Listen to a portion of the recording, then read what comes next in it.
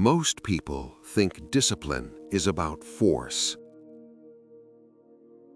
They think it's about a violent, constant struggle against their own nature, forcing yourself to wake up early when the room is cold, forcing yourself to train when your joints ache, forcing yourself to focus when the world is screaming for your attention, forcing yourself to resist the temptation that is sitting right in front of you. And every time they fail, and they do fail, they reach the same hollow conclusion: I'm just not disciplined enough.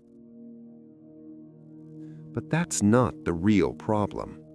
The real problem is this: you are trying to perform habits that belong to an identity you haven't adopted yet. Discipline feels like a heavy, suffocating burden when it is borrowed behavior. It feels like a suit of armor that doesn't fit. It's clumsy, it's exhausting, and you can't wait to take it off. But discipline feels automatic when it is an act of self-expression. The real enemy in your life isn't laziness. Laziness is just a ghost. The real enemy is identity misalignment. You are asking yourself to act like someone you don't actually believe you are. And your brain, the most sophisticated survival machine on Earth, resists that contradiction with everything it has. Because the brain's primary job is not to help you grow. It's not to make you rich or fit. Its job is to help you stay consistent with the story you tell yourself about who you are. Every action you repeat is a vote for an identity. Every action you avoid is also a vote. And right now, you are losing the election. This is why motivation never lasts. Motivation is like a lightning strike. It's bright, it's intense, but it's gone in a millisecond. Motivation tries to temporarily override your identity. It says, just do it this time. Just be a hero for an hour. But identity says, that's not who we are. That's not how we live. And in a fight between a temporary feeling and a permanent identity, identity always wins. You can fight yourself for a day. Maybe you can grind it out for a week, but eventually, the gravity of your old identity pulls you back down to earth. Not because you're weak, but because you are loyal to the old story. There's a story many Americans grow up with.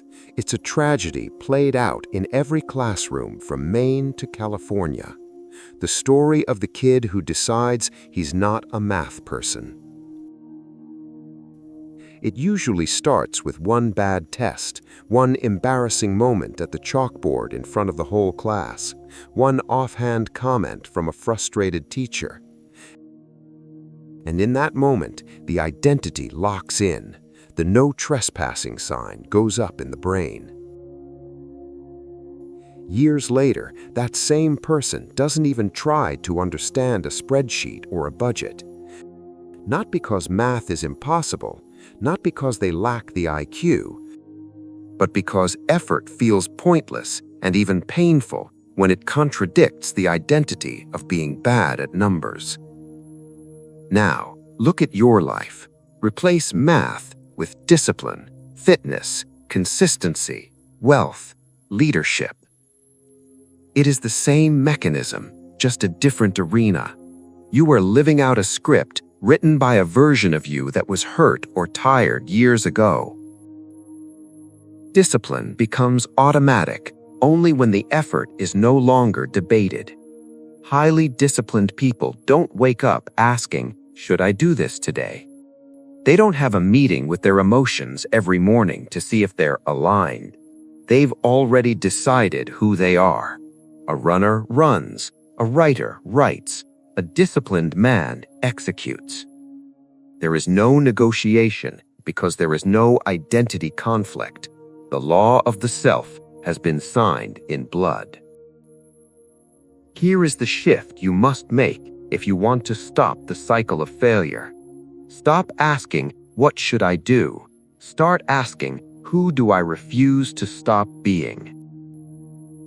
When the identity is clear, the behavior follows as naturally as water flows downhill. You don't floss your teeth because it's healthy. You floss because you are not the type of person who neglects his own body. You don't train because you're motivated. You train because you are not the man who skips. You are not the man who breaks. So how do we build this? How do we re-architect the soul? It requires a method that is both practical and psychological. Step 1. Define the line.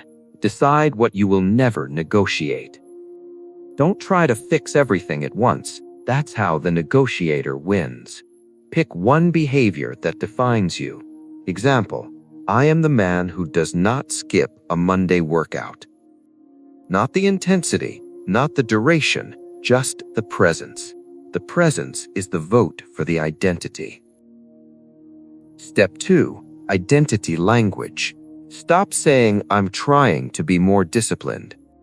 Trying is a word for people who expect to fail. It gives you an exit ramp. Start saying, "I don't miss. I am a person who executes." Your brain is always listening to how you describe yourself. If you speak like a victim, you will act like a victim. Language is the blueprint of the house you are building. Step 3. Remove the decision. Identity eliminates debate. Same time, same place, same trigger. If you have to choose to be disciplined every day, you will eventually run out of choice energy. Make the choice once, then turn it into a law. The morning doesn't ask the sun if it feels like rising, it just happens. Step 4. Small proof daily. Identity is not built by affirmations or wishful thinking. Identity is built by evidence. One kept promise per day beats 10 ambitious plans that you abandon by Wednesday. Confidence is not a belief you summon. Confidence is the memory of your own competence. Give yourself something to remember. Step 5. Defend the identity, the anchor. This is the most important part. You must protect your new identity from erosion. Every exception you allow, every "just this once," tells your brain, this identity is optional, this story is a lie. Optional behaviors never become automatic. You must defend the line as if your life depends on it, because the version of you that you want to become does depend on it. Discipline isn't something you summon from the ether. It's something that shows up as a default when the right identity is already in place. You don't rise to the level of your discipline, you fall back to the safety of your identity. So choose carefully who you are becoming, because your future habits are already listening to the story you're telling right now. Inner discipline.